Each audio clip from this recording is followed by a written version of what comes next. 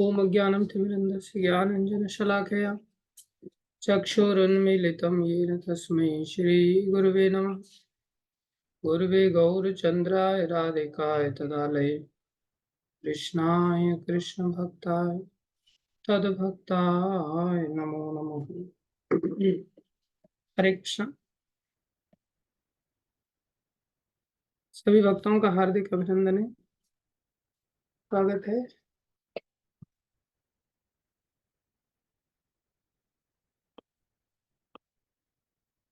भगवत कृपा से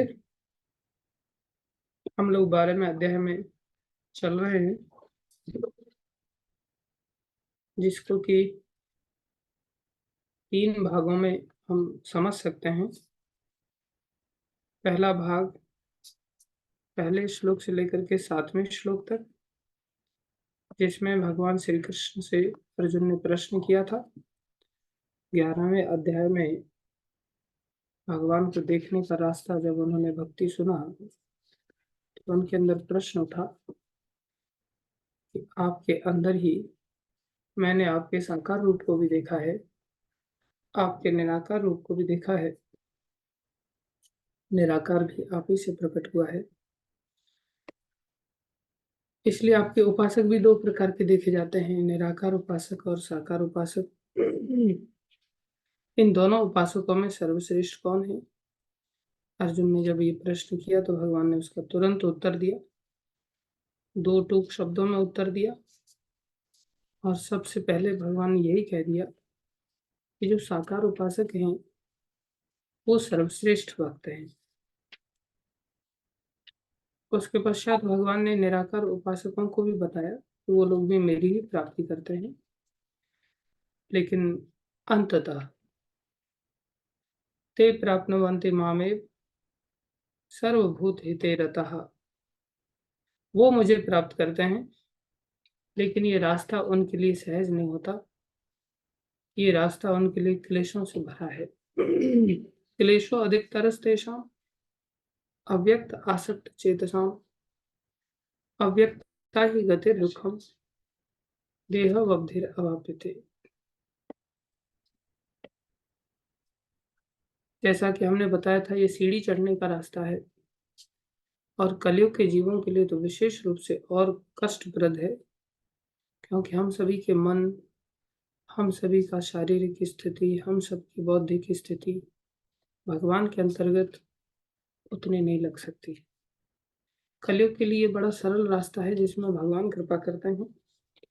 वो है, भगवान ने घोषणा किया, तेषाम अहम समुद्धरता, जो साकार उपासना है इसमें भक्ति किया जाए। भक्ति में हमने बताया था विशेष रूप से भगवान के बारे में सुना जाए और भगवान को पुकारा जाए। ये बड़ा सशक्त रास्ता है। इसके लिए हमने गजेंद्र की भी कथा सुनी थी और आप सब लोगों ने द्रौपदी के चीरहरण के समय में भी भगवान की लीला को सुना है कि द्रौपदी के ऐसे ऐसे शक्तिशाली पति थे जो कि पूरे संसार में नहीं थे, ऐसे योद्धा, लेकिन वो द्रौपदी की रक्षा नहीं कर पाए। कई बार परिस्थितियां ऐसी आ जाती हैं कि हम सोचते हैं कि हमारा धन हमारी रक्षा करेगा। अर्जुन का तो नाम ही धनंजय था, जो धन को जीतने में समर्थ हैं, जो जिस दिशा में चले जाते थे बड़े बड़े राजा उनको अपना सर्वस्व समर्पित कर देते थे। ऐसे शक्तिशाली धनंजय विवश हो गए और वो अपनी पत्नी द्रौपदी की रक्षा नहीं कर पा रहे। भीमसेन जिनकी गदा से एक ही गदा में रथ चूर चूर हो जाते थे, और ऐसे वैसे रथ नहीं, कई कई मंजिल के रथ होते थे। युद्ध के समय में जो हाथियों को पकड़ करके उठा करके फेंक देते थे, ऐसे ऐसे शक्तिशाली भीम वो द्रौपदी की रक्षा नहीं कर पा रहे। ऐसे शक्तिशाली महाराज युधिष्ठिर, जिनका कि भाला फेंकने में कोई मुकाबला नहीं कर सकता था, वो उनकी रक्षा नहीं कर पा रहे। नकुल सहदेव जो तलवार आदि में भी सर्वश्रेष्ठ हैं, वो उनकी रक्षा नहीं कर पा रहे। तो संसार में इतना सहज नहीं है, हर परिस्थिति का सामना व्यक्ति खुद या संसार के अन्य साधनों से वो कर सके। लेकिन भगवान का आश्रय लेने से वो सारी समस्याओं का समाधान कर सकता है। द्रौपदी ने ना केवल इनका ही पितामह भीष्म का भी आश्रय लिया, गुरु द्रोण का भी आश्रय लेने की चेष्टा की। लेकिन भगवान का भी आश्रय ऐसा नहीं था कि वो नहीं ले रहे थे, लेकिन भगवान का आश्रय अनन्य भाव से नहीं ले रहे थे। हम सभी की यही सबसे बड़ी समस्या होती है कि हम सब साथ में भक्ति करते हैं, अनन्य भक्ति नहीं कर पाते। जैसे ध्रुव जी को धन चाहिए था, तो उन्होंने धन के लिए साकार उपासना की, धन के लिए की, निष्काम भाव से नहीं की, सकाम भाव से की, लेकिन अनन्य साधना की।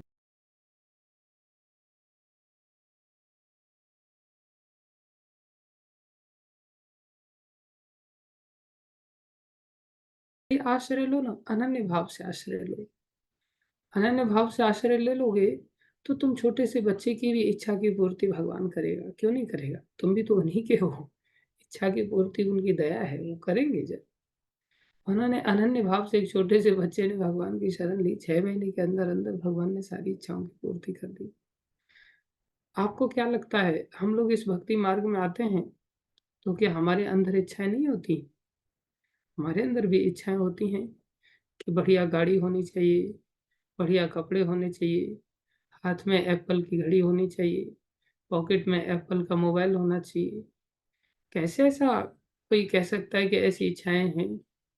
अरे ऐसी इच्छाएं इसलिए हैं कि कवर भी हम ऊपर चढ़ाते हैं ना मोबाइल के ऊपर, और कई बार ओरिजिनल एप्पल का मोबाइल नहीं मिल पाता, तो कम से कम कवर पे ही एप्पल का स्टिकर लगा देते हैं और लोगों को गुमराह करने का चेष्टा करते, देखो हमारे पास भी एप्पल का मोबाइल है। एक नेचुरल हमारा आकर्षण है। हम भी चाहते हैं हमारे पास भी मर्सिडीज हो, हमारे पास भी बड़ी बड़ी गाड़ियां हो, घोड़ा हो, सब कुछ हमारा भी एम्पायर बहुत अच्छा हो। सबके अंदर इच्छाएं होती हैं, ये स्वाभाविक इच्छाएं हैं। लेकिन जब कोई अनन्य भक्ति करता है, अर्थात संसार के मार्ग को नहीं अपनाता, संसारी उपायों को नहीं करता, तो क्या उसको प्राप्ति नहीं होती? उसको प्राप्ति हो जाती है। सिर्फ और सिर्फ मार्ग अनन्य भाव से चुनने मात्र से, जैसे एक हमारे प्रभु जी हैं जगदीश हरि प्रभु, वो प्रवचन दे रहे थे कहीं, तो वहां पर उन्होंने पूछा, आप लोग इतने बड़े बिजनेसमैन लोग हैं, बड़े बिजनेसमैन आए थे देहरादून में, उनसे पूछा कि आपके पास मर्सिडीज कितने लोगों के पास है, हाथ खड़ा करो। तो कोई हाथ खड़ा ही नहीं कर पाया, और प्रभु जी ने हाथ खड़ा करके कहा, मेरे पास मर्सिडीज है, आपके पास नहीं है। बोले, मेरे को देखो, मैं कोई कमाता नहीं धमाता नहीं, लेकिन मेरे पास है। तो ये अनन्य आश्रय लेने से, अनन्य मार्ग पर मात्र चलने से भगवान इच्छाओं की पूर्ति करते हैं। उसके पास घड़ी भी एप्पल की है। वो अलग बात है, मेरे पास ना घड़ी है ना मर्सिडीज है, मैं तो फाफानंद बाबा ऐसे ही, मेरे को भगवान देते हैं, ऐसा नहीं है नहीं देते, मैं उनका क्या दोष बताऊं, लेकिन मैं ही चीजों को रख नहीं पाता, मेरी बुद्धि काम नहीं करती। भगवान की चीजों को कैसे संभाला जाए, वो बहुत अच्छी तरह से संभालते हैं, इसलिए भगवान सब चीजें उनको प्रोवाइड करते हैं। तो भगवान अनन्य भाव से अगर कोई व्यक्ति इस मार्ग पर चल पड़े ना, तो क्या उसको मकान नहीं देते? बराबर मकान देते हैं। वो अपने मकान में, जिसमें भगवान ने उनको दिया, 1 लाख रुपया भाड़े का भरते हैं, लेकिन 1 लाख रुपया भगवान उनको दे भी देते हैं, हर महीने का दे देते हैं, जबकि कमाने धमाने का ही नहीं जाते। और उनको ये टेंशन भी नहीं रहता कि मेरे को 1 लाख रुपया भाड़ा भरना है। आदमी को तो 10,000 रुपया, 12,000 रुपया, 15,000 रुपया भाड़े का अगर भरना पड़ता है तो कितना टेंशन में आ जाता है वो व्यक्ति। तो इस प्रकार से ध्रुव महाराज की अनन्यता को देख करके भगवान ने सर्वस्व दिया। माता द्रौपदी, जो कि भगवान को पहले से ही पुकारती हैं, भगवान के साथ उनका आदान प्रदान भी हो चुका है, लेकिन तब भी भगवान ने उनकी रक्षा नहीं किया। ऐसा नहीं था कि वो जप नहीं करते थे, या भगवान का कीर्तन नहीं करते थे, या भगवान को पुकार नहीं रहे थे। गोविंद, कैसी सिचुएशन में डाल दिया आपने, आप रक्षा क्यों नहीं करते? साथ में पितामह, आपको नहीं दिख रही हूँ क्या मैं? फिर गुरु द्रोण, आप तो मेरे पिताजी के मित्र हैं, आप ऐसा कैसे देख सकते हैं? साथ में उनका संसार की ओर भी। एक बार लोग कहते हैं ना, भक्त लोग भक्ति मार्ग, प्रभु जी ठीक है भक्ति करना, लेकिन कॉन्टैक्ट्स मेंटेन करना ये बहुत जरूरी है। आखिर में यही काम आते हैं, बोले कॉन्टैक्ट्स काम आते हैं। तो संसार में बड़े बड़े भक्तों को मैंने ऐसे बोलते हुए देखा, मैं हैरान हो गया यार, ये कॉन्टैक्ट एक भगवान से ही क्यों नहीं हम अनन्य भाव से बना लेते। लेकिन अनन्य भाव से कॉन्टैक्ट नहीं बन पाता क्योंकि विश्वास नहीं, उस स्तर का श्रद्धा हमारे जीवन में नहीं आ पाई जो कि भक्ति का श्रवण करने से आती है। हम कभी श्रवण करते नहीं। जब उन्होंने देखा ये लोग कुछ कर ही नहीं पा रहे हैं, सबने गर्दन झुका लिया, तब अनन्य भाव से हाथ खड़े करके बोले अब कोई सहारा नहीं। श्री गुरु महाराज गाते हैं ना, मेरा कोई न सहारा बिन तेरे, गोपाल समरिया मेरे। गुरु महाराज उस भावना को व्यक्त भी करते हैं और फील भी करते हैं। हम सब केवल मार्ग पर ही अनन्य भाव से चल पड़े ना, टेंशन लिए बिना कि यार कहाँ से कपड़ा आएगा, मकान आएगा, दुकान आएगा, सब चीजें अपने आप पीछे, केवल मार्ग पर चलने से, और उस मार्ग पर अगर वो तीव्रता से चल दे तो साक्षात भगवान ही मिल जाएंगे। इसलिए भगवान ने कहा, अकाम सर्व काम वा मोक्ष काम उदार दी, तीव्रे न भक्ति योगे न यजेत तो पुरुषम परम। अरे तुम्हारे अंदर कोई कामना नहीं है, बहुत अच्छी बात है। अकामा सर्व कामो हुआ, तुम कामनाओं के भंडार हो, पूरी तरह से कामनाओं से भरे हो। सर्व काम हुआ, या तुम मोक्ष चाहते हो। अकाम तो भगवान को चाहता है, सर्व काम संसार के भोगों को चाहता है। एक बीच का व्यक्ति है जिसको मोक्ष काम कहते हैं, जो न संसार को चाहता है न भगवान को चाहता है, वो संसार के जन्म मरण से मोक्ष चाहता है बस। जो भगवान को चाहने वाला है उसको जन्म मरण का टेंशन नहीं होता। जैसे महाप्रभु ने कहा, मम जन्मनि जन्मनि ईश्वरे भवताद भक्ति रहे, मेरे जन्म पर्यंत जन्म हो, मुझे टेंशन नहीं है, क्योंकि आपकी भक्ति अगर मिल जाएगी तो मुझे फर्क नहीं पड़ेगा। भक्ति बड़ी चीज है। भक्ति अगर प्राप्त हो जाए तो मोक्ष तो तुच्छ बन जाता है। लेकिन फिर भी कुछ लोग मोक्ष को महान समझते हैं। कुछ लोग जैसे संसार के भोगों को सबसे बड़ा समझते हैं, उनको भगवान से कोई लेना देना नहीं है, उनको मोक्ष से भी कोई लेना देना नहीं है, उनके लिए तो भोग ही संसार के बहुत बड़े हैं। जबकि भोग तो मोक्ष के सामने अत्यंत तुच्छ हैं, अत्यंत तुच्छ हैं। जैसे कोई व्यक्ति, हाँ, हॉस्पिटल में जूस पी रहा है, हॉस्पिटल में कैंसर का पेशेंट बन करके और बढ़िया बढ़िया जूस पी रहा है, और एक व्यक्ति स्वस्थ है, जूस नहीं पी रहा, लेकिन हॉस्पिटल से डिस्चार्ज होने जा रहा है। अब बताओ, डिस्चार्ज का सुख अच्छा है या जूस का सुख अच्छा है?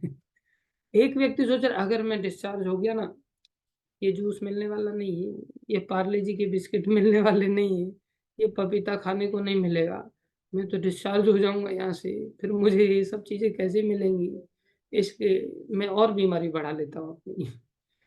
तो दवाइयों को नहीं खाना चाहता है वो, प्रिकॉशंस को फॉलो नहीं करना चाहता है, उससे बुद्धिमान कहेंगे क्या? जिसने लक्ष्य जूस को बना रखा है, और वो भी जूस कैसा, वो भी केवल और केवल वास्तव में भ्रम है। उसको सुख थोड़ी देता, उसकी इच्छा होती है चने खाने, उसकी इच्छा होती है बिस्किट खाना, लेकिन जब खाने लगता है तो बीमारी के कारण वो चीज अपने आप में स्वादिष्ट लगती नहीं। इसलिए वो भोग भी उसको शुभकारी नहीं होते, वो भोग भी उसको दुखी बनाते, देखा जाए तो। पर ले जाओ यार खाने में, मेरे को अच्छा नहीं लग रहा है।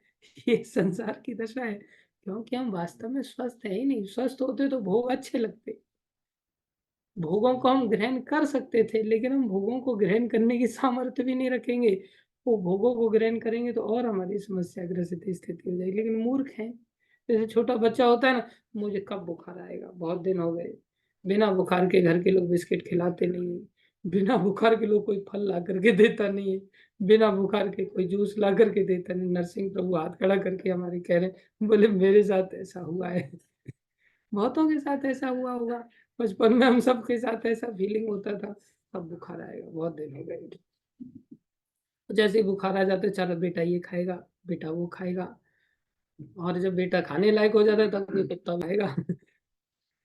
और जब खाने लायक नहीं रहता, सब लोग, वही स्थिति संसार की है। संसार के जो भोग हैं ये तो अत्यंत घृणित हैं। जैसे एक मेरा मित्र था, तो बेचारा ब्रेन हेमरेज का शिकार हो गया, सेमी कॉन्शियस स्टेज में चला गया, न पूरी तरह से चेतना है न पूरी तरह से चेतना गई है उसकी। तो उठता था बैठता था लेकिन बहुत ज्यादा उसका दिमाग चलता नहीं था। तो बैठा, मैंने कहा भूख लगी है, भूख लगी है। मैं बोला ले दूध पी ले। ऐसे दूध का उसने गिलास हाथ बढ़ाया और मैंने उसके हाथ में खाली गिलास पकड़ा दिया, चेक करने के लिए कि इसका दिमाग काम कर रहा है कि नहीं कर रहा है। दिमाग पूरी तरह से भी नहीं काम कर रहा है, लेकिन काम नहीं कर रहा है ऐसा भी नहीं है, काम कर भी रहा है और नहीं भी कर रहा है। उसको सेमी कॉन्शियस कहते हैं। हम लोगों की भी भौतिक संसार में ऐसी दशा है कि इतना काम कर रहा है कि गिलास में गिलास पकड़ लिया उसने और उसमें कुछ भी नहीं है, खाली गिलास है। मतलब पी इसको, मुंह से लगा तो मुंह से लगा लिया और मुंह से लगा करके ऐसे करके खाली उसने एक्शन कर लिया। उसके पेट भर गया, पेट भर गया और लेट गया बेचारा। तो क्या उसका पेट भरा वास्तव में? लेकिन भ्रमित होकर के वो सोच रहा है कि इसमें से ही पेट। तो जो समझदार है वो समझता है कि भाई डिस्चार्ज होने में सुख है। इस हॉस्पिटल के अंदर जूस पीने में, इस हॉस्पिटल के अंदर रहते हुए बीमारी के साथ भोगों में सुख नहीं है। लेकिन जो व्यक्ति बीमार पड़ा हुआ, अरे यार कोई मेरा ध्यान ही नहीं रख रहा है, मेरे को यहाँ अकेला छोड़ दिया है, क्या चाहते हो, कोई जूस ला दो भाई, मौसमी का जूस ला दो, कोई ये ला दो, कोई वो ला दो। तो संसार में रोगों में रहते हुए भोगों की कामना करना हो गया है। एक व्यक्ति है, मैं कब ठीक होऊंगा, कब ठीक होऊंगा, मैं पक गया यहाँ पर, पड़े पड़े यहाँ पर, इतना चारों तरफ से इतना डिस्टरबेंस है। और डिस्टरबेंस नहीं होगा कि आप हॉस्पिटल में पड़े हो तो क्या होगा वहाँ? आपके लिए चारों तरफ चमर और मोर पंख ढुलाएंगे क्या लोग? हाँ। आपकी फूलों से आरती करेंगे क्या वहाँ? एक व्यक्ति, जिस पेशेंट की मैं भक्त की बात कर रहा था, इसके पास में दूसरा ब्रेन का बेचारा पेशेंट पड़ा हुआ था। और वो क्या करता था, इतना चिल्लाता, उसके बेड से उसके हाथ पैर बांध रखे थे डॉक्टर ने। और चिल्ला रहा, एक दो तीन चार पाँच छह सात आठ नौ दस, एक दो तीन चार पाँच छह सात आठ नौ दस, घंटे घंटे तक वैसे चिल्लाया। और लोगों को तो हरि नाम भी कई बार डिस्टर्ब कर देता है, जो कि ट्रांसीडेंटल वाइब्रेशन है। ये इतनी ट्रांसीडेंटल वाइब्रेशन है कि इसमें लोग पकते नहीं है, उल्टा धीरे धीरे धीरे धीरे आनंद को प्राप्त हो जाते हैं। जैसे गिरिराज महाराज जब एक बार चेन्नई गए, रूपा जी के शिष्य हैं, तो जब चेन्नई गए तो वहां पर उन्होंने ये गीत सुना। उस समय मूवी निकाली गई थी देवानंद के द्वारा कि दम मारो दम, मिट जाए गम, बोलो सुबह शाम, हरे कृष्णा हरे राम। तो उन्होंने ये मीनिंग कभी सुना नहीं था कि दम का मीनिंग क्या होता है। हरे कृष्णा हरे राम तो उनको पता चल गया। तो वहां पर उन्होंने किसी व्यक्ति से पूछा, तो वहां समस्या क्या होती है, आप जवाब आपको वहां की लोकल लैंग्वेज में प्राप्त होगा। आप पूछेंगे हिंदी में तो बोलेंगे तमिल में वो, तो इनको को समझ में नहीं आ रहा था। तो उन्होंने अंग्रेजी में थोड़ा पूछने का प्रयास किया। तो उसने रिक्शे वाले ने उत्तर दिया कि एक्चुअली में इसका मीनिंग है chant Hare Krishna and be happy, you will be in trance. तो इनको बड़ा अच्छा लगा, अरे हिंदुस्तान में हमारे ऊपर मूवी बन गई और मूवी में भी ये सिखाया जाता है जो प्रभुपा जी सिखाते थे, chant Hare Krishna and be happy. तो बड़े प्रसन्न हुए। वो वहां से सीधे कैलकाटा गए और कैलकाटा में मूवी चल रही थी, तो उन्होंने मूवी का टिकट लेकर के थिएटर में अंदर चले गए। तो वहाँ हरे कृष्णा कीर्तन देखा। हरे कृष्णा कीर्तन कर रहे हैं लोग, तब तक तो उनको बहुत अच्छा लगा। लेकिन दम मारो दम का अब मीनिंग उनको समझ में आया जब वो लोग वहां पर चरस पी रहा है, कोई कोई व्यक्ति दारू पी रहा है। तो उसको उनको बड़ा धक्का लगा। प्रभुपाद जी के पास एकदम से बड़े फ्रस्ट्रेट हुए, प्रभुपाद ये भारतीय लोग कितने गिर चुके हैं, ये सरकारें कितनी गिरी हुई हैं, हम तो संसार में सनातन धर्म की संस्कृति को फैलाने की चेष्टा कर रहे हैं, आपकी कृपा से ये लोग मूर्ख लोग समझ नहीं रहे, इन्होंने हमारा उपहास उड़ाया है, ये तो सनातन धर्म का एकदम से बहुत बड़ा अपमान है। तो एकदम से प्रभुपा जी को बड़े ऊंची आवाज में बहुत फ्रस्ट्रेटेड होकर के प्रभुपा जी को बोल रहे थे। तो Prabhupada ji, what happened, cool down, शांत हो जाओ। प्रभुपा जी ने उनको बोले थोड़े समय में लोग हरे कृष्णा को याद करेंगे और दम मारो दम को भूल जाएंगे। इसमें टेंशन लेने की क्या जरूरत है? दम मारो दम ये एक मटेरियल वाइब्रेशन है, और हरे कृष्णा हरे राम ये एक ट्रांसेंडेंटल वाइब्रेशन है। अगर ये लोग ट्रांसेंडेंटल वाइब्रेशन को उच्चारण करेंगे, चाहे कैसे भी कर रहे हैं, फिर भी इनका ये भला ही होगा। इसमें टेंशन की क्या बात है? इसमें कोई उपहास का टेंशन मत लो। थोड़े समय में बाकी सब चीजें भूल जाएंगे लोग, इसको याद को करते करते करते करते करते करते ये लोग हरे कृष्णा को याद रखेंगे। ये प्रभुपा जी का विजन था देखने का। तो कई बार हरे कृष्णा इतनी ट्रांसेंडेंटल वाइब्रेशन की इरिटेट नहीं करती। थोड़े समय शुरुआत में लोगों को इरिटेट कर सकती है, जिनको इसकी मीनिंग नहीं पता है, उनको लगा यार यार ये हरे कृष्णा ले आकर के नींद खराब कर रहे हैं। लेकिन थोड़े समय अगर कोई व्यक्ति इसके संपर्क में होता है तो उसके अंदर रुचि जागृत हो जाती है, भगवान की विशेष कृपा से। क्योंकि वाइब्रेशन साधारण नहीं है। आप देखेंगे लोग अनादिकाल से कीर्तन करते चले आ रहे हैं, अनादिकाल से लोग जप कर रहे हैं। एकादशी के दिन आप लोग कितना कितना लंबा जप कर लेते हैं। इतना आप कोई दूसरे नाम का, जिसमें ट्रांसीडेंस नहीं है, जिसमें ऐसी आध्यात्मिक शक्ति नहीं है, दूसरा कोई भी भौतिक शब्द का आप इतने समय तक उच्चारण प्रयास करने के पश्चात भी नहीं कर सकते। कोई नहीं कर सकता। कितने लोगों के प्रिय गाने मार्केट में लॉन्च हो जाते हैं, जिनको लोग बाथरूम में क्या, नहाते क्या, खाते क्या, सोते क्या, घूमते क्या, फिरते क्या, हर समय उनकी जबान पर ये गीत रहते हैं। लेकिन कितनी देर, महीना, 2 महीना, 6 महीना, 6 महीने में तो मार्केट से वो गीत ही गायब हो जाता है। लेकिन क्या ये हरि नाम गायब हो पाया? हरि नाम कभी गायब नहीं। हम लोग हरि कीर्तन करते हुए जाते हैं, इतना लोग गाने पर एकदम से नाचने नहीं लगते, लेकिन नगर कीर्तन करते हुए साधारण से साधारण व्यक्ति उस गाने को देख करके कीर्तन करते हुए नाचने लग जाता है। अपने आप ही उसके अंदर वो उत्साह जागृत हो जाता है। ये ट्रांसेंडेंटल वाइब्रेशन है। तो मैं कह रहा था, जो व्यक्ति हॉस्पिटल में जो पड़ा हुआ था, वो ट्रांसेंडेंटल वाइब्रेशन थोड़ी बोल रहा है। वो 1 2 3 4 5 6 7 8 और दूसरा व्यक्ति इतना डिस्टर्ब हो रहा है, वो कह रहा है अरे यार इसकी वजह से मेरे को डिस्टरबेंस हो रहा है। अब तेरे को डिस्टरबेंस हो रहा है तो क्या उसको हॉस्पिटल से बाहर फेंक दें? वो भी तो पेशेंट है। वो तो होगा, कितना इरिटेटिंग होगा। मैं वहां खुद बैठ नहीं पाता था, मेरे को उसके साथ बैठने के लिए कहा गया था, मैं बाहर निकल जाता था कई बार, इतना इरिटेशन होता था। तो कोई व्यक्ति सोचता है अरे यार इस संसार से कब मैं बाहर निकलूंगा, एक तो ऐसा सोचता है। एक सोचता है संसार के भोग मेरे को मिल जाए, भगवान कब कृपा करोगे। संसार में मैं जाना नहीं चाहता, संसार में ही रहते हुए मेरे को रोगी की तरह, जैसे रोगी को चीजें मिल जाएं। दुखालय में पड़ा हो, हॉस्पिटल क्या सुखालय होता है? हॉस्पिटल दुखालय ही है। ऐसे ये संसार क्या है? दुखालय ही तो है, ये हॉस्पिटल ही है। यहाँ पर हमें थोड़े बहुत जूस वूस मिलते रहते तो हमको लगता है बहुत बढ़िया है। जिनके पास पैसा नहीं होता उनको ये सब चीजें हॉस्पिटल में कई बार नहीं मिल पाती, वो गरीब हॉस्पिटल में जाने का चेष्टा करते हैं, सरकारी हॉस्पिटल में जाने का चेष्टा करते हैं, जैसे तैसे अपना इलाज करा तो वो सोचते हैं हमारे ऊपर कृपा नहीं है। और जिसके पास पैसा आ जाता है वो सोचता है हमारे ऊपर कितनी कृपा है, हम हॉस्पिटल में जाकर के अपना अरेंजमेंट कर सकते हैं। हाँ ठीक है, लेकिन वो भी वास्तविक कृपा नहीं, वास्तविक प्रभु यहाँ से कब डिस्चार्ज करोगे? तो ये मोक्ष कामी है। और एक है, प्रभु मेरे को बाहर में ऐसी व्यवस्था बना दो, हॉस्पिटल में नहीं, बाहर में स्वस्थ होते हुए मेरे को सब चीजें मिलती रहें, हम खेलें कूदें घूमें फिरें आनंद लें हॉस्पिटल से बाहर। वो भक्ति का जीवन है। तो भगवान कह रहे हैं 3 प्रकार के लोग होते, अकामः जो भक्त हैं, जो संसार में कुछ नहीं चाहते, भगवान को ही चाहते हैं।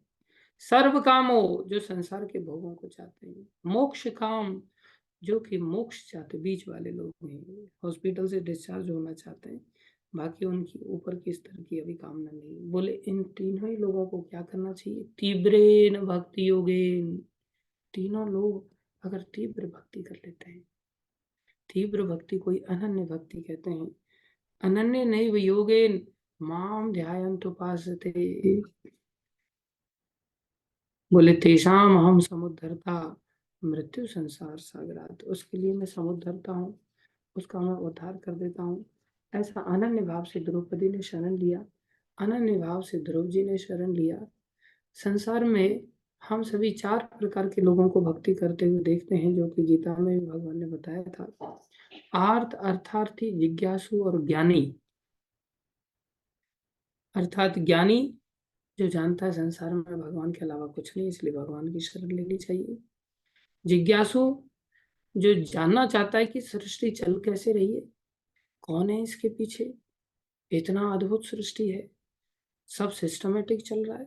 ऐसा नहीं है कि एकदम से सीजन कोई भी आकर के टपक जाए, सीक्वेंस से सीजन्स आते हैं।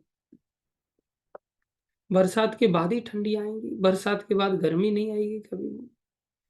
गर्मी के पश्चात ठंडी आएंगी, गर्मी के बाद बरसात आएगी, बरसात के बाद ठंडी आएगी। यही सीजन बोलिए, ये तो बड़ा सिस्टमेटिक चल रहा है। सब सिस्टम कौन है? अगर सिस्टम है तो सिस्टम डिजाइनर कोई होगा, सिस्टम कंट्रोलर कोई होगा। तो जो जिज्ञासा करता है चाहता है, बोले वो भी भगवान के शरणागत होता है। लेकिन हम कलयुग के जीव ऐसे गिरे हुए हैं, हम चार कैटेगरी में नहीं पाए जाते। ज्यादातर आर्त लोग हैं, केवल जैसे आर्त, अर्थार्थी, जिज्ञासु और ज्ञानी चार होते हैं। हमारी स्थिति क्या है? बोले आर्त, आर्त, आर्त, आर्त। हम सभी आरती भक्त लोग हैं, अपने कष्टों के निवारण के लिए चेष्टा मात्र करते हैं। बोले कोई बात नहीं, कष्ट भी मिटेंगे जब हम अनन्य भाव से भगवान की शरण लेंगे। तो अनन्य भाव से शरणागति में मन में और कुछ नहीं आना चाहिए। मयि मन आधस्व मयि बुद्धि निवेश है, वो तो भगवान की गोद में मयि निवशिष्यसि मयि अत ऊर्ध्वं न संशय। तो जो पहले 7 श्लोक थे, उसमें अर्जुन के प्रश्नों का उत्तर देते हुए निराकार और साकार उपासना का भगवान ने भेद बता दिया। और खाली ये नहीं कहा कि मेरे अनुसार श्रेष्ठ ये है और निकृष्ट ये है। भगवान ने उसको क्लेरिफाई भी किया कि कैसे ये श्रेष्ठ है और कैसे ये कम श्रेष्ठ है। ये रास्ता कैसे लिफ्ट की तरह है और ये रास्ता कैसे सीढ़ी चढ़ने जैसा है। अनंत ऊंचाई पर सीढ़ी चढ़ने जैसा कितना कठिन है।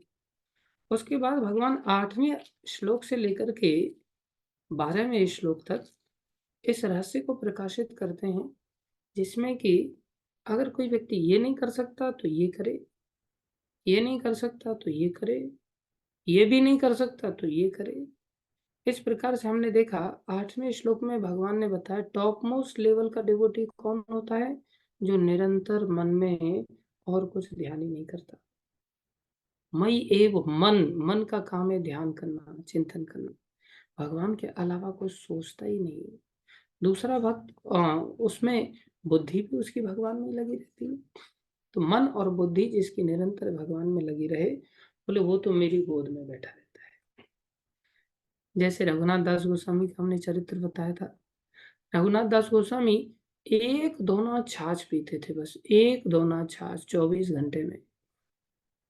और वो भी क्यों ऐसा पीते थे? बोले अगर मैं ज्यादा कुछ पीऊंगा खाऊंगा ना तो मुझे बार बार, बोले छाछ भी ज्यादा नहीं, हम लोगों को तो अगर ऐसा नियम ले लेना तो बाल्टी भर के छाछ पियेंगे। अगर हमारे सामने ऑप्शन दे दिया जाए ना कि केवल छाछ ही मिलने, ओहो, फिर तो बोले बाल्टी रख दो पूरी यहीं पर, लेकर के मत जाओ, इसको मैं ही पीऊंगा बस।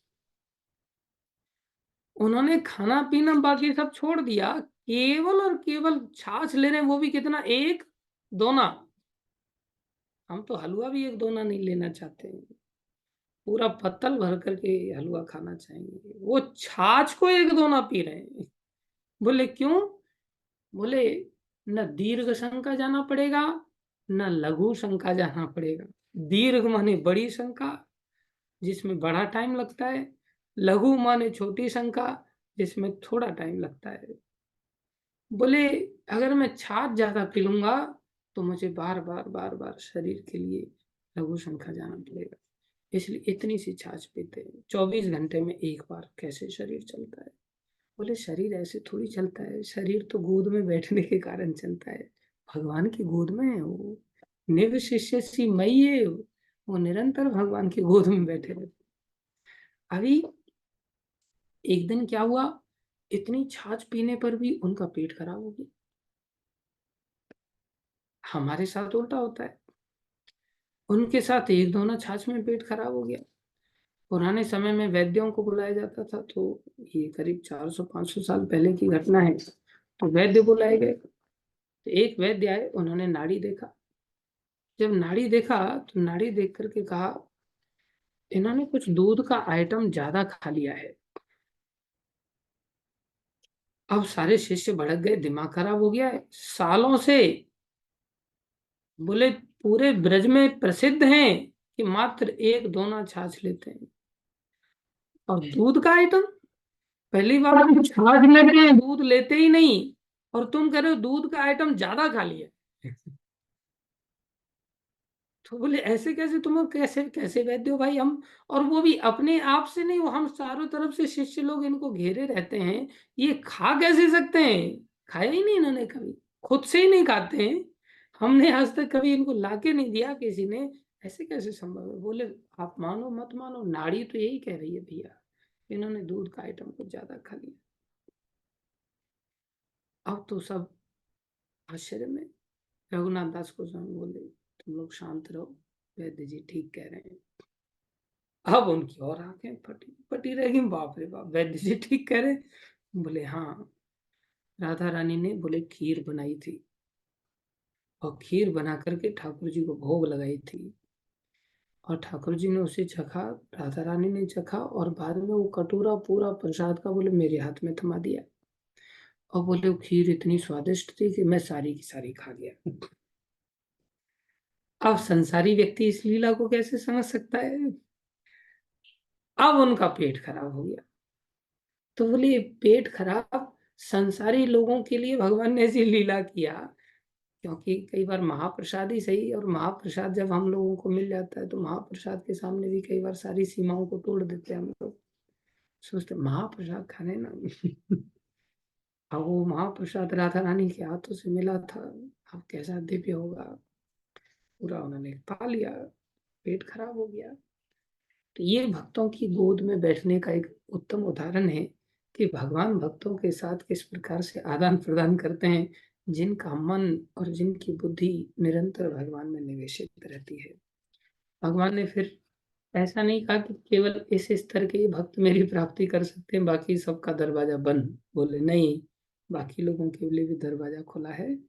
8वें श्लोक के पश्चात 9वें श्लोक में उन भक्तों के लिए रास्ता खोल रहे हैं। भगवान ने कह रहे हैं अथ चित्तम समाधातुम, अगर तुम अपने चित्त को न शक्नोषि मयि स्थिरम, अगर तुम मेरे में स्थिर नहीं कर सकते, अभ्यास करो।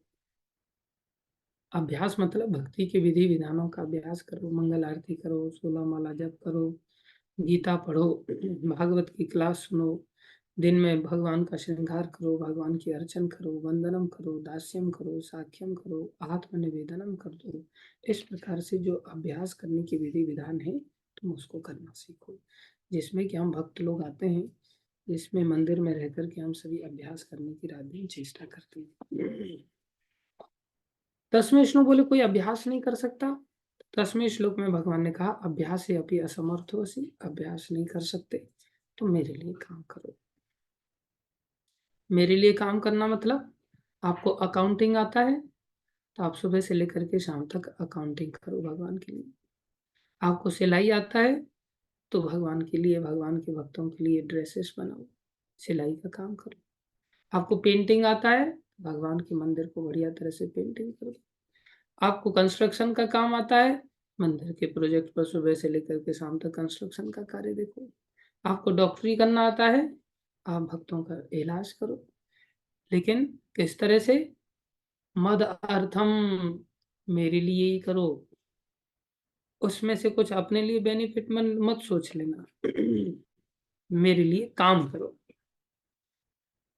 बोले मेरे लिए जो काम करने वाला व्यक्ति है, अभ्यास नहीं कर रहा है, भक्ति नहीं कर रहा है, लेकिन काम किसके लिए कर रहा है, भगवान के लिए कर रहा है। किसी को खेत जोतना आता है, ट्रैक्टर चलाना आता है, दिन भर खेत जोताई करो, गायों के लिए, भगवान की गौ माता आश्रम में रहती हैं, गौ माता की सेवा करो। किसी को कुकिंग करना आता है, चलो सुबह से लेकर के शाम तक कुकिंग का अरेंजमेंट करो, पूरी किचन ही संभाल लो। इस प्रकार से भगवान कह रहे हैं 10वें श्लोक में, तुम्हें जप करना कठिन होता है, तुम्हें अभ्यास करना, भक्ति के नियमों का पालन करना, मंगल आरती वगैरह ये सब चीजें अगर तुम्हें कठिन होती हैं, तो तुम एक काम करो, भगवान के लिए कार्य में लग जाओ पूरी तरह से। लेकिन सैलरी मत लेना काम की, मंदिर में रह के कर लो या बाहर जा करके कर लो, बाहर की भी सैलरी सारी की सारी भगवान को समर्पित कर दो, मंदिर में ला करके दे दो। बोले मंदिर को बहुत पैसे की जरूरत है, चलो मैं बाहर जाकर के नौकरी करके सारा का सारा पैसा मंदिर में ला करके दे दूंगा। जैसे प्रभुपा जी के एक शिष्य थे, दिन भर ऑटो चलाते थे, और ऑटो से जो सैलरी मिलती थी उसको ला करके प्रभुपाद जी की सेवा में देते थे और रात को प्रभुपाद जी की सेवा में लगे रहते थे। नहीं, दिन में प्रभुपाद जी के असिस्टेंट बनते थे और रात को ऑटो चलाते थे, प्रभुपाद जी की परिस्थिति को देख करके कि प्रभुपाद जी को पैसे की बहुत आवश्यकता है, तो रात को ऑटो चला करके पैसा ला करके प्रभुपाद जी को देते थे। ये भक्ति करने की एक विधान है जिसमें कि भगवान के लिए भी कार्य कर सकता है। उसके पश्चात भगवान ने 11वें श्लोक में कहा, अगर तुम मेरे लिए कार्य करने में भी असमर्थ हो, जैसे कोई व्यक्ति कार्य मंदिर में कर रहा था, उसको नहीं कर पा रहा है, बाहर जा करके बाहर के कार्य में उसकी रुचि है, तो बाहर के कार्य में, बाहर की नौकरी में, बाहर की चाकरी में अगर उसकी रुचि है तो बोले उसका कर्म का फल त्याग कर दो मेरे लिए। या भगवान के लिए अगर नहीं कर पा रहे हो, तुम मंदिर में भी नहीं कर पा रहे हो और बाहर जाकर के भी सारा फल मंदिर को नहीं दे पा रहे हो, तो भगवान 11वें श्लोक में बता रहे हैं, अथ एतत् अपि अशक्तो असि कर्तुम मद योगम आश्रितः। सर, अगर तुम मेरे योग के आश्रय में रह करके तुम कार्य नहीं कर पा रहे हो, ऐसी स्थिति में क्या करना चाहिए? न तो तुम मंदिर में मेरे लिए कार्य कर पा रहे हो, न बाहर से कमा करके उस पैसे को दे पा रहे हो भगवान की सेवा में सीधा सीधा। ऐसी स्थिति में बोले बोले ऐसी स्थिति में तुम उस पैसे को अपने पास मत रखो, उसका त्याग कर दो, उसको दूसरों में बांटने की चेष्टा करो। एक त्याग का एक आनंद तो लो, त्याग में भी एक आनंद है। हम सब ग्रहण करने का आनंद तो जानते हैं, लेकिन त्याग के आनंद को फील नहीं कर पाते। बोले भगवान को नहीं दे रहे हो, तुम गायों को दे दो। भगवान को नहीं दे रहे हो, तुम हॉस्पिटल को दे दो। भगवान को नहीं दे रहे हो, तुम विद्यालय खोलने में लगा दो। भगवान को नहीं दे रहे हो, पेड़ लगाने में दे दो। भगवान को नहीं दे रहे हो, ऐसे ही भूखे लोगों को भोजन कराने में दे दो। भगवान को नहीं दे रहे हो तो कोई बात नहीं, लेकिन अपने लिए अपने पास मत रखो। अपने पास रखोगे तो तुम्हें शांति नहीं मिलेगी। तुम्हें त्याग करना चाहिए। कर्म सर्व कर्म फल त्याग यत आत्मवान। तुम अगर त्याग करोगे ना तो तुम्हें एक अलग ही शांति मिलेगी। जैसे ग्रहण करने पे कैसा अच्छा लगता है, बोले त्याग करने पर अच्छा कैसे लग सकता है? आप करके देखो। आप पैसे को ले जा करके छोटे छोटे बच्चों में प्रसाद भोग नहीं लगा करके बांट सकते, तो ऐसे ही कुछ चीजें बांट दो बस, और देखो आपको कैसा लगेगा त्याग करने से।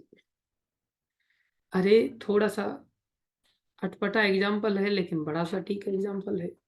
आप लोग जीवन में कभी भूलेंगे नहीं ऐसे एग्जाम्पल। त्याग का कितना शांति वाला उपहार प्राप्त होता है। जैसे मान लो हमने रसगुल्ला खाया, हमने बढ़िया खमन ढोकला खाया, हमने बढ़िया पिज्जा खाया, हमने बढ़िया मलीदा खाया, हमने बढ़िया लड्डू खाए, हमने बढ़िया पतीसा खाया।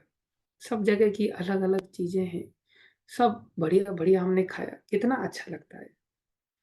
तो ये ग्रहण किया, लेकिन जब त्याग नहीं होता ना,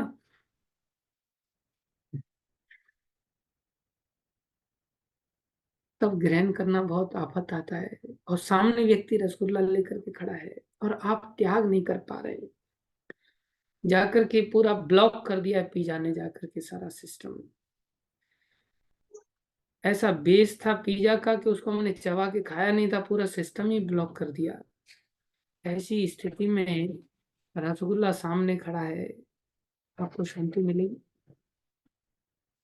पूरा गैस बन करके खोपड़ी पर चढ़ जाए तो कॉन्स्टिपेशन हो गया, कॉन्स्टिपेशन हो गया। प्रभु क्या करूं, क्या करूं, कहाँ जाऊं, किसके पास जाऊं, क्या हो सकता है, कुछ बताओ। उसको ले जाओ, मलिदा खाएगा। अरे प्रभु, मलिदा छोड़ दिया मैंने, आज से ही वैराग्य ले लिया, मैं कभी दोबारा कुछ नहीं खाऊंगा। तो चाहते क्या हो तुम? बस त्याग हो जाए बस। और जब त्याग हो जाता है ना, बोले प्रभु मैंने फिर त्याग करने के लिए थेरेपी अपनाई। मैंने गीली पट्टी, शोभा जी ने जो बताया था नेचुरोपैथी के अंतर्गत, गीली पट्टी पेट पर बांधी, फिर एक पट्टी गले में बांधी, फिर एक पट्टी खोपड़ी पर बांधी, और बांधी तो ब्लड सर्कुलेशन बढ़ गया। ब्लड सर्कुलेशन इतना तेजी से बढ़ा कि जैसे पाइप कई बार ब्लॉक हो जाता है तो प्रेशर से उसको आप मारते हैं ना ऐसे, तो फिर सारी गंदगी साफ हो जाती है। बोले मेरा पेट थोड़ा साफ हो गया था, लेकिन उसके बाद जैसी पट्टी बांधी और आधा घंटे के बाद प्रभु जी वो प्रेशर आया, और मैं पूरी तरह से, बोले अब मेरे को वो ऐसी शांति, बोले अब तो वो अन्य चीजों को देख करके भी सोचता है प्रभु जी नहीं चाहिए मुझे कुछ नहीं, अब मैंने नियम ले लिया, दिन में एक ही बार अन्न खाऊंगा बस, दिन में एक ही बार अन्न खाऊंगा। देखो त्याग कितना बढ़िया व्यक्ति को शांति का रहस्य। तो भगवान वही बात कह रहे हैं यहाँ पूरे 4 श्लोकों में जो हमने देखा।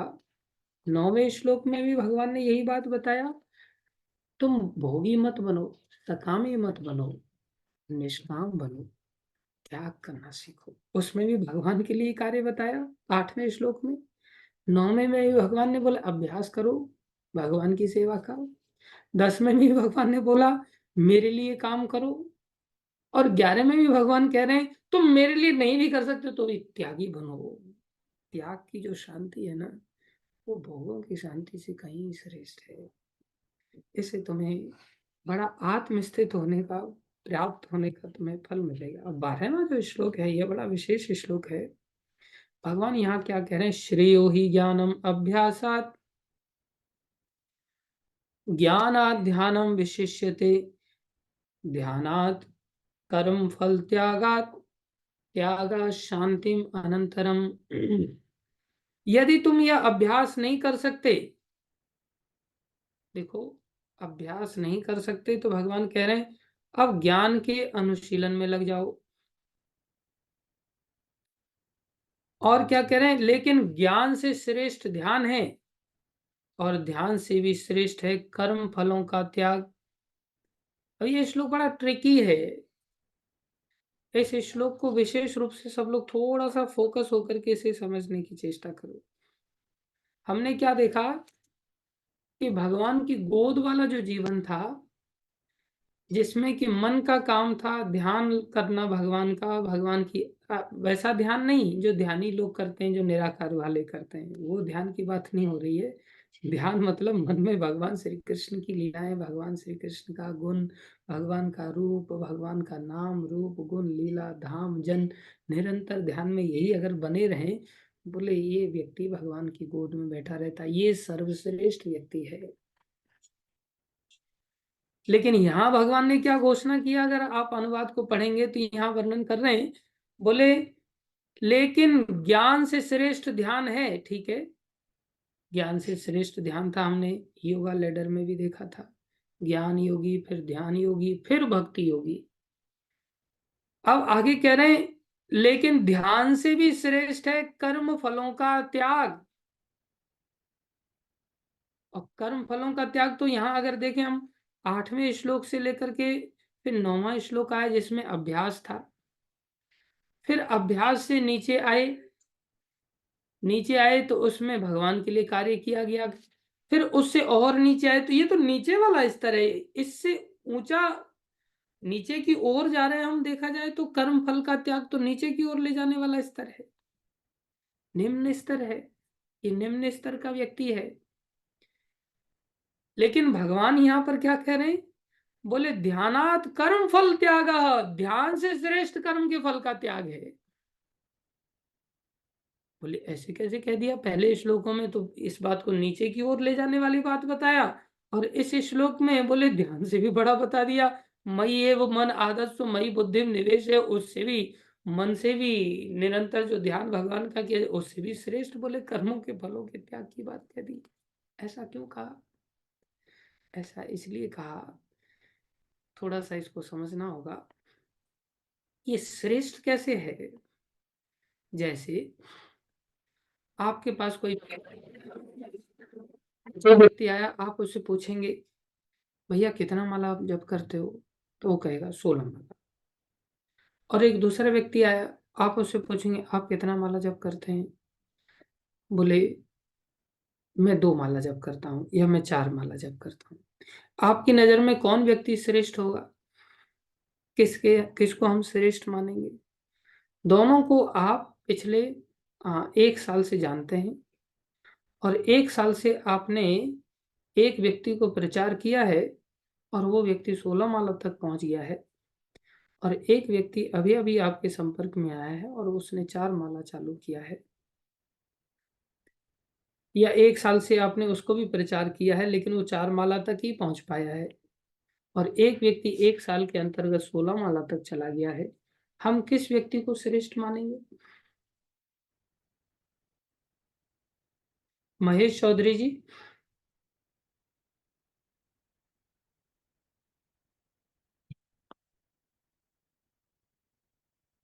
अनम्यूट कीजिए अपने आप को।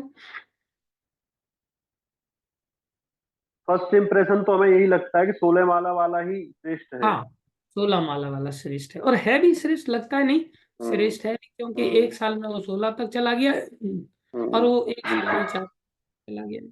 तो 16 माला वाले व्यक्ति से प्रसन्नता होगी, 4 माला वाले व्यक्ति से प्रसन्नता नहीं होगी। और एक व्यक्ति जिसको आपने आज ही प्रचार किया है, और वो व्यक्ति 16 माला करने लग गया, और एक व्यक्ति जो 1 साल में 4 माला तक पहुंचा था, वो 4 माला कर रहा है, और ये व्यक्ति को आपने आज ही प्रचार किया और दूसरे दिन आपसे मिला और उस व्यक्ति के साथ में मिल करके पूछा आपने आप कितना, जो बोले मैंने 16 चालू कर दिया है। अब आपको कौन व्यक्ति को देख करके डर फील होगा अंदर? इनमें से जो 1 साल में 4 माला तक पहुंचा है, और एक व्यक्ति एक दिन में 16 माला करने लग गया, तो आपको किस व्यक्ति की बात सुन करके अंदर प्रसन्नता फील होगी, और किस व्यक्ति की बात सुन करके आपको डर लगेगा कि ये टिकेगा या नहीं टिकेगा? यस महेश प्रभु,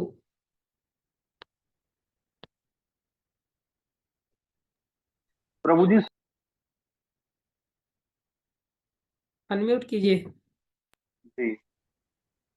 जी बोलिए। जी, 16 माला जिन्होंने किए एक दिन में ही, उनको देख के ही लगेगा हमें कि ये ऐसा कुछ थोड़ा अटपटा सा लगेगा, कितनी फास्ट कैसे हाँ, हो गया ये। ये डर लगेगा उसको देख करके, हम्म। ये टिकेगा कि ये नहीं क्या है, टिकेगा। हाँ बिल्कुल।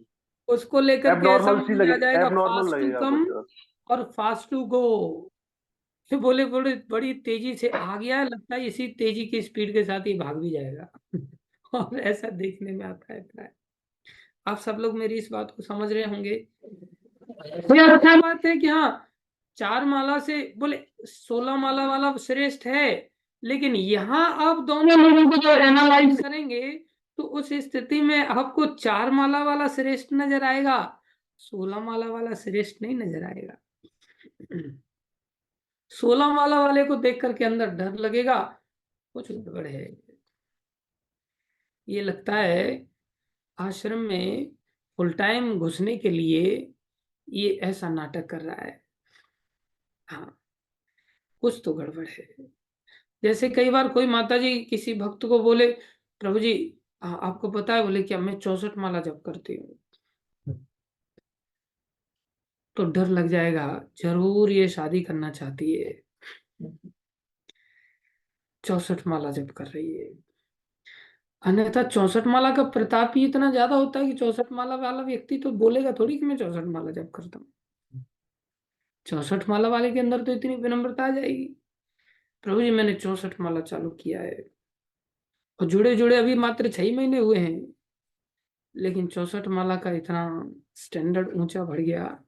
और वो 64 दिन ही चलने वाला है, शादी खत्म होते ही वो पूरा मटका फूट जाएगा, गुब्बारा फूट जाएगा। तब पता चलेगा वो 64 माला क्या, 64 नाम भी लेना उसके लिए भारी पड़ जाएगा बाद में। 64 महामंत्र भी नहीं बोलेगी, बोले सब छोड़ दिया मैंने शादी होने के पश्चात। प्राय बोले उसको देख करके डर जाना चाहिए, वैसे तो अच्छा लग रहा है। तो उस व्यक्ति के लिए श्रेष्ठ क्या है? बोले 64 की ऊपर की 4 ही कर लो बस अच्छी तरह से। इसी बात को भगवान यहाँ पर समझा रहे हैं कि जो व्यक्ति ध्यान में लगा हुआ है लेकिन उसका अधिकार नहीं है। जैसे कोई व्यक्ति अचानक से, प्रभु जी मैं प्रवचन दूं, और जुड़े जुड़े मात्र 4 ही दिन हुए, और वो सोच रहा है इनसे अच्छा तो मैं प्रवचन दे सकता हूँ। अरे प्रवचन दे सकते हो तुम, लेकिन तुम रियलाइज थोड़ी हो। तुम तोते की तरह पढ़ करके ऊपर से उल्टी कर सकते हो, बोल सकते हो, लेकिन तुम अभी रियलाइज नहीं हो। दूसरे बोले ये महाराज को तो कथा याद ही नहीं रहती, ये कथा तो पूरी मेरे को याद है। बोले अरे तुम्हें कथा पोपट की तरह याद है, तुम्हारा अधिकार अभी इतना ऊंचा नहीं है, तुम अधिकार पर छलांग लगाने की चेष्टा मत करो। हालांकि भक्ति अपने आप में सर्वश्रेष्ठ है, लेकिन फिर भी व्यक्ति को भगवान यहाँ कह रहे हैं उसके लिए संसारी कर्म में लगना ही अच्छा है, और संसारी कर्म में लग करके उस कर्म के फल का त्याग करना अच्छा है। वो व्यक्ति को आप भक्ति में लेकर के आ जाएंगे। अब आने के लिए तो बोला ही जाता है, ऐसा नहीं कि नहीं बोला जाता, लेकिन कई बार भक्त लोग आ जाते हैं और उनकी छोटी सी सेवा लगा दो, छोटी सी, बस क्या, लैपटॉप चार्ज करके हर समय रखना है बस। सिर्फ आपको स्पीकर हर समय चार्ज रखना है बस। उसके लिए कितनी सेवा, बहुत भारी सेवा है क्या? प्लग में लगाना है आपको, ना बिजली बिल भरना है ना कुछ करना है, प्लग में चार्जर कनेक्ट करना है और बस बटन दबा देनी है। बोले इतनी सी सेवा बस। इतनी सी सेवा करने के पश्चात भी उनको पूछो न, प्रभु जी चार्ज नहीं लैपटॉप, प्रभु जी स्पीकर कैसे डिस्चार्ज हो गया? तो कि प्रभु जी मैं इतना बिजी था ना, मैं फ्रस्ट्रेटेड हो गया हूँ प्रभु जी, इतनी सेवाएं इतनी सेवाएं इतनी सेवाएं। सेवा क्या है? बोले कुछ सेवा नहीं, एक ही सेवा है, नींद की सेवा की जा रही है, घूमने फिरने की सेवा की जा रही है, गप्पे मारने की सेवा की जा रही है। अब बोले मेरे से नहीं हो, उनका उसमें मन लगेगा ही नहीं, और उनको दिन रात दूसरे कामों में हो सकता है उनकी निपुणता हो, उस कार्य में उनका मन लग जाएगा, संसारी कार्य में मन लग जाएगा। लेकिन भगवान के प्रति समर्पित होकर के इतनी छोटी सी सेवा उनसे नहीं होगी, छोटी सी सेवा नहीं। जबकि सेवा के लिए ही आए हैं। अभ्यास सेवा का ही तो करना है, भक्ति का अर्थ ही सेवा है, सेवा का अर्थ ही भक्ति है। देखा जाए तो इतना सेवा का भाव होना चाहिए कि रात दिन सेवा से अगर एक क्षण भी बोले वंचित हो गया, कितना बड़ा टेंशन है। लेकिन उनसे इतनी सी सेवा नहीं हो, कोई करेगा भी ना, प्रभु जी हो गई ना मेरी सेवा बस। कई बार भक्त लोग क्या करते हैं ना, किसी जगह पर जाकर के और वहां उनको छोटी सी सेवा दे दी जाती है, दूसरे मंदिर से भक्तों को फोन करें, इधर आ जा इधर आ जा, यहाँ तो बस 1 घंटे की सेवा रहती है, यहाँ ज्यादा सेवा का झंझट नहीं, इधर आ जा, तू वहां से छोड़ दे तो इधर आ जा। और वो दूसरे को वहां से, मतलब सेवा से आदमी कैसा जी चुराना चाहता है, सेवा से कैसा भागना चाहता है। भक्ति के स्तर पर वो सेवा को समझ ही नहीं रहा है, उसका स्तर ही नहीं है। उसका स्तर है जैसे किसी व्यक्ति को आप माला ले, जबकि सबसे बड़ा काम है भगवान के नाम का जप करना, माला लेकर के बिठा दो, आपको 10 मिनट के बाद वो गायब हो जाएगा, दिखाई नहीं देगा। लेकिन काम में उसका अधिकार है, वो काम करने में उसकी रुचि है।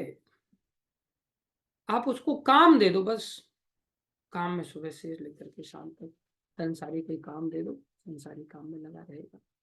तो क्या करना चाहिए फिर ऐसे व्यक्ति को? लगाना चाहिए क्या? 10 मिनट बाद तो वो छोड़ देगा उसको, फिर खाली दिमाग, शैतान का दिमाग, कुछ ना कुछ शैतान करेगा। ऐसी स्थिति में भगवान कह रहे हैं उस व्यक्ति के लिए काम करना श्रेष्ठ है। थोड़ा समझने का प्रयास करो। एक और उदाहरण देता हूं, जैसे कोई व्यक्ति को इंटीग्रेशन पढ़ाना है, डिफरेंशिएशन पढ़ाना है, या किसी को इंग्लिश पढ़ानी है, या किसी को हिंदी का व्याकरण पढ़ाना है, इन सब्जेक्ट्स को अगर किसी को आप पढ़ाना चाहते हो तो ये हायर पढ़ाई है, तो हायर पढ़ाई है तो श्रेष्ठ है अपने आप में। लेकिन जिसको क ख ग अगर आते ही नहीं, जिसको अ आ इ ई आता ही नहीं, आप उस व्यक्ति को कहो तेरे लिए ये श्रेष्ठ है, तो उसकी खोपड़ी में घुसेगा? नहीं। और उसको कोई पढ़ा रहा है तो उसको क्यों पढ़ा रहे हो यार इसको? इसके ये अधिकार ही नहीं है इस चीज़ के लिए। अभी इसके लिए क्या श्रेष्ठ है? बोले इसके लिए श्रेष्ठ है क, ख, ग पढ़ना। बोले इसको पढ़ने से अच्छा ये इसको पढ़े। वास्तव में वो श्रेष्ठ तो वही पढ़ाई है, लेकिन उस बच्चे के लिए वो पढ़ाई श्रेष्ठ नहीं है। उस बच्चे के लिए क, ख, ग क्या ज्ञान लेना वो ज़्यादा बढ़िया पढ़ाई है। जैसे कोई 10वीं के योग्य है नहीं और आप वो कब तक पहली क्लास में तो पढ़ बैठा रहेगा, चल तो 10वीं में जाकर के घुस जा। नहीं, उसको पहली क्लास का भी अगर अंडरस्टैंडिंग नहीं आ रहा है तो उसको नर्सरी में भेजना उसके लिए श्रेष्ठ है। समझने की चेष्टा करें हम सभी। इसी प्रकार से भगवान यहाँ पर इस बात को कह रहे हैं। बोले ठीक है, ज्ञान से अभ्यास, ज्ञानम अभ्यासा, तुम यह जान लो, यह अभ्यास नहीं कर सकते तो ज्ञान के अनुशीलन में लग जाओ। लेकिन यहाँ बता रहे हैं ज्ञान से श्रेष्ठ ध्यान है, और ध्यान से भी श्रेष्ठ है कर्म के फलों का परित्याग। ज्ञान से श्रेष्ठ ध्यान, और ध्यान हमने पहले ही 8वें श्लोक में सीखा। और बोले उससे भी श्रेष्ठ है कर्मों के फलों का त्याग, अर्थात निष्काम हो जाओ।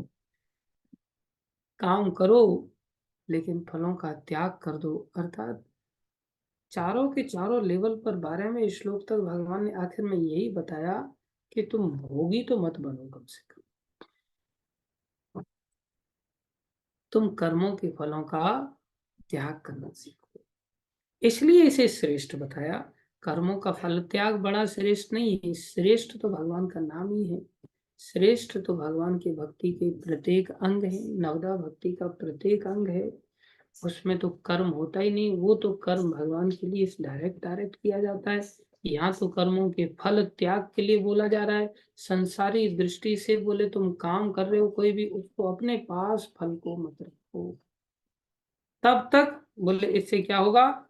बोले शांतिम अनंतरम, तुम्हें शांति मिल जाएगी। अब जैसे मान लो हम लोग लेक्चर सुनने के लिए बैठे हुए हैं। अब लेक्चर सुनने के लिए बैठे हैं लेकिन हमारे मन में शांति नहीं है, अशांत है, किसी भी कारण से सही। जब हम अशांत हैं तो क्या लेक्चर हमारे दिमाग में घुसेगा?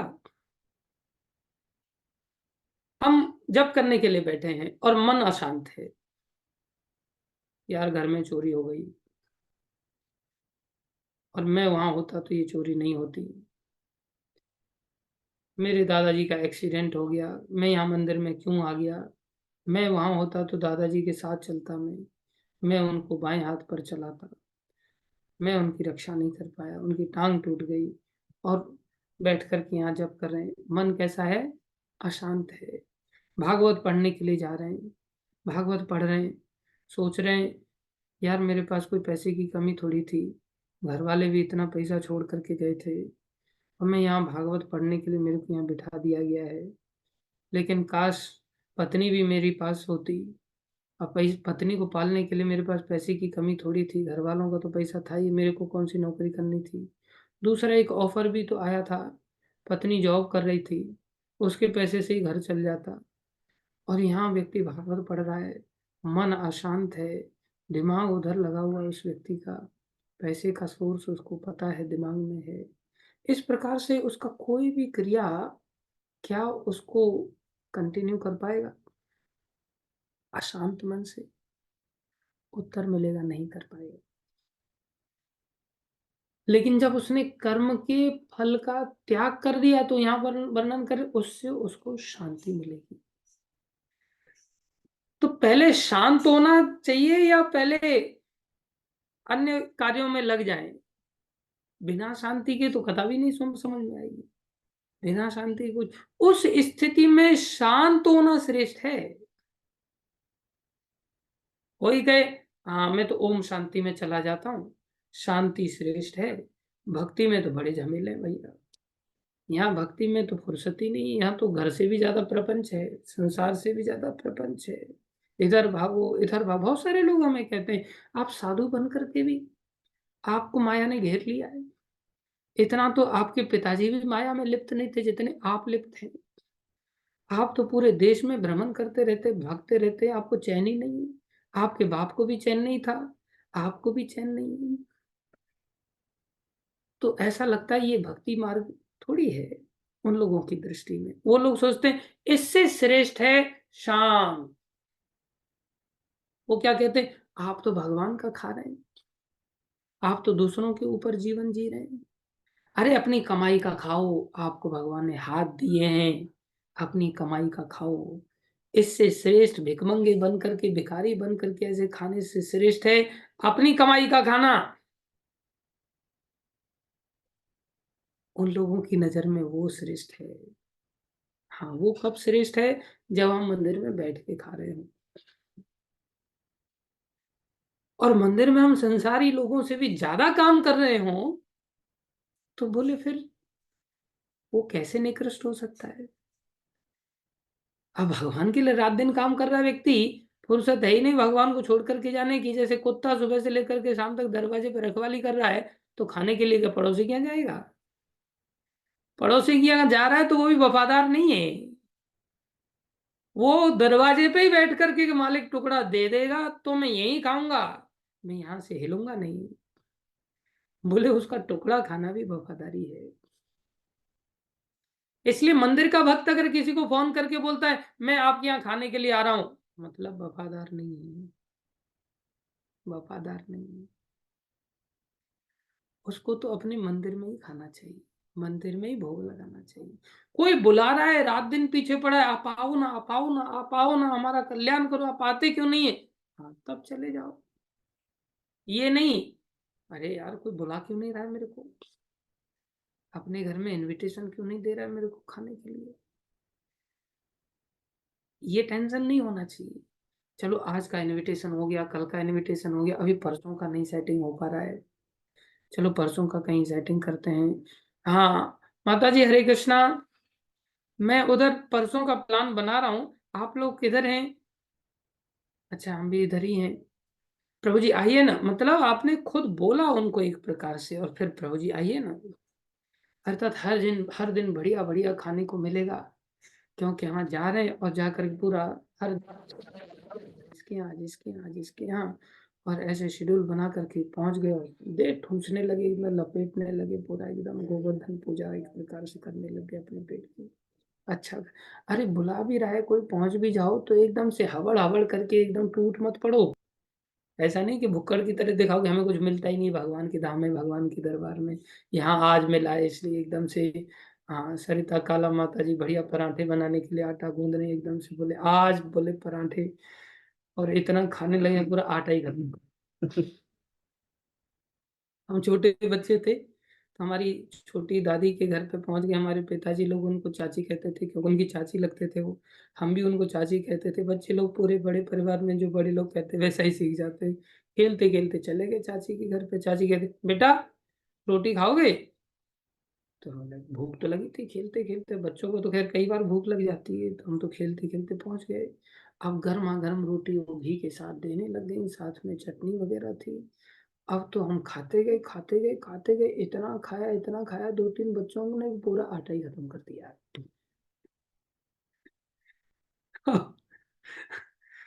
अब फिर हम वहां से अब निकल गए, हमें क्या लेना देना, आटा खत्म हो या आटा कुछ भी हो।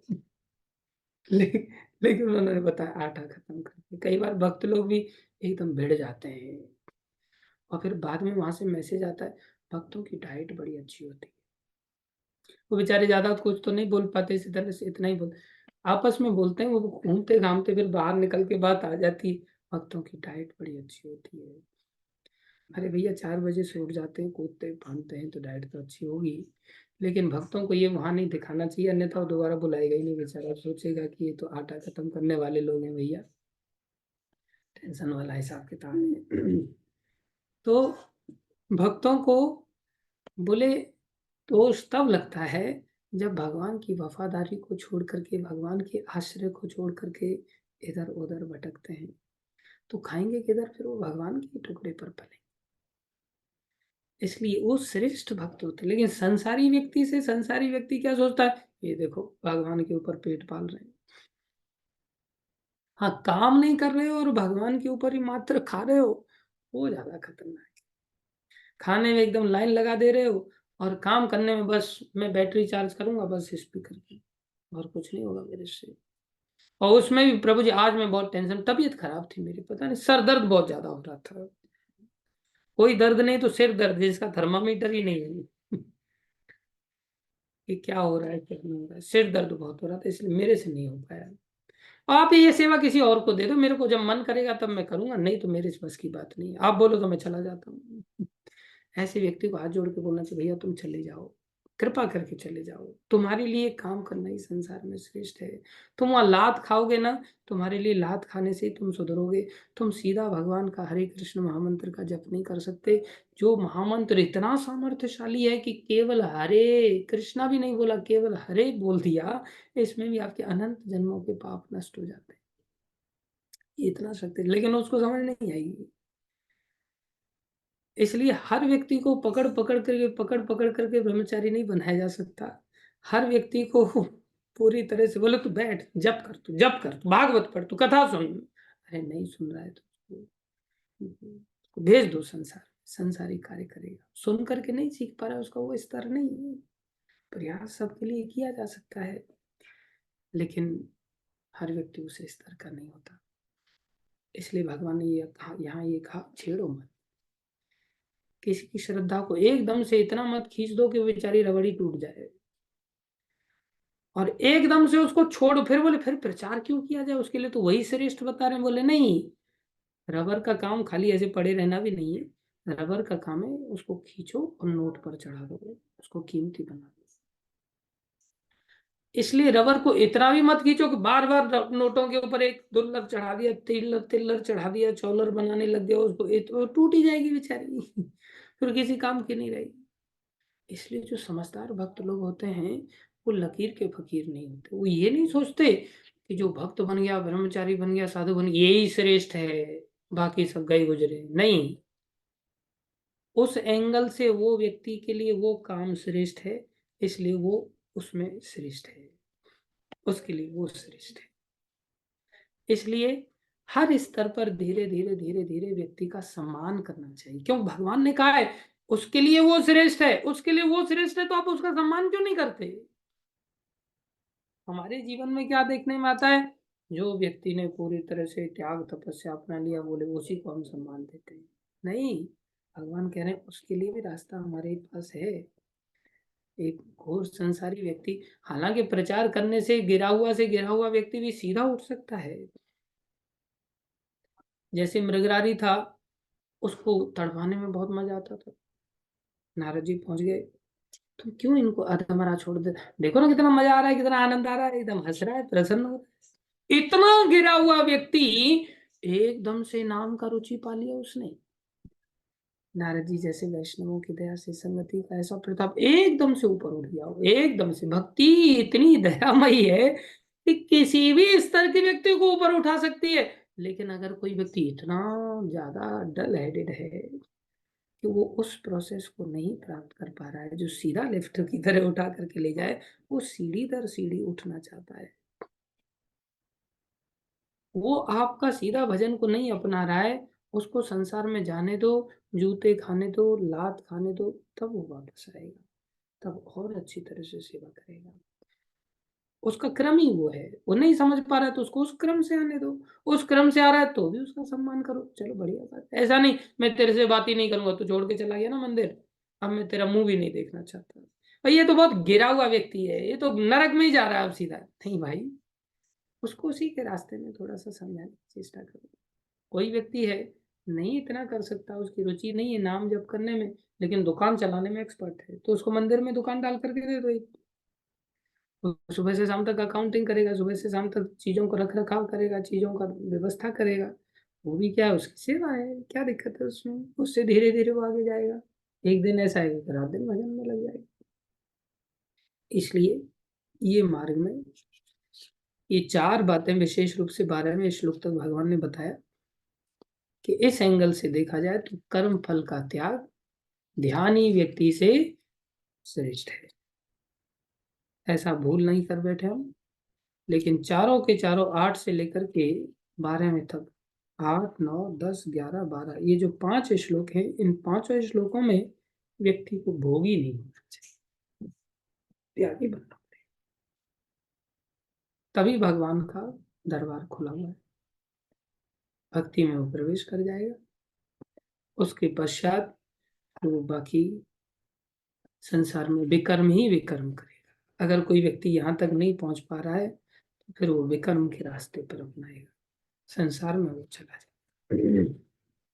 त्याग का स्तर कम स्तर पर किया जाए, निष्काम कर्म नहीं कर पा रहा है तो सकाम कर्मी बन जाए, उसमें थोड़े स्तर पर भगवान से जुड़ा हुआ है, वो कर्मयोगी ही माना जाएगा। वो भी निष्काम कर्मयोगी श्रेष्ठ है, उससे निकृष्ट है सकाम कर्मयोगी, उससे निकृष्ट है फिर कर्मकांडी, और उससे निकृष्ट है विकर्मी।